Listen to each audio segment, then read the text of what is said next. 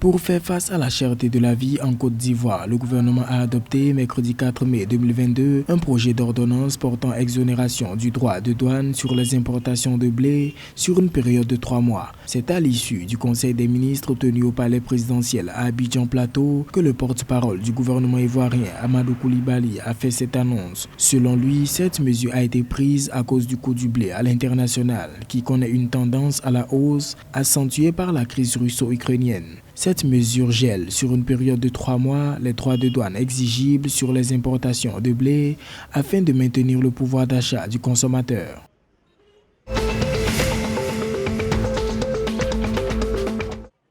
Pour lutter contre le dérèglement climatique en Afrique de l'Ouest, les 15 pays de cette communauté ont formulé leur premier engagement sur le climat à l'horizon 2030. Les pays de la CEDEAO se sont fixés des objectifs qui entrent dans le cadre de l'accord de Paris. Atténuation, c'est-à-dire limiter les émissions de gaz à effet de serre et protéger les forêts et sols.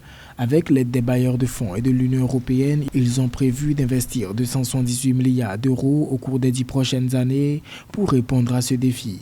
L'Afrique est le continent qui contribue le moins aux émissions de gaz à effet de serre, mais il est parmi les plus vulnérables aux impacts des changements climatiques, notamment dans la zone sahélienne.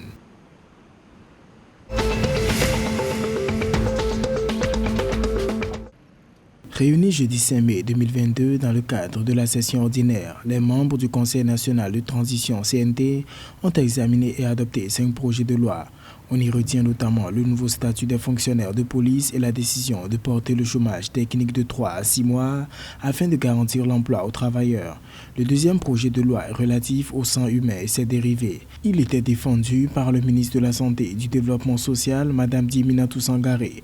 Ce projet de loi, a-t-elle expliqué, vise à corriger une insuffisance juridique et réglementaire qui encadre les activités de la transfusion sanguine au Mali, lesquelles étaient régies par un arrêté vieux de 30 ans et une décision qui date de 29 ans.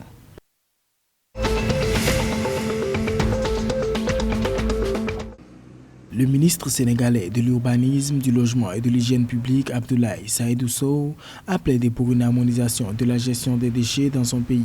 C'est lors de son intervention après le vote de la loi 06-2022 autorisant la création de la Société nationale de gestion intégrée des déchets, SONAGED, que Abdoulaye Saïdou Sow a lancé cet appel.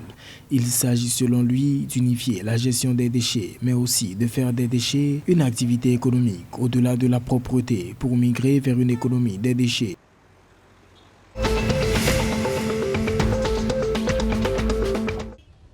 Création d'une structure unique d'accompagnement des petites et moyennes entreprises en Afrique de l'Ouest. L'information émane de Blaise Arouanchedé, patron d'Afrique Créance, un nouvel acteur de l'intermédiaire bancaire et non bancaire.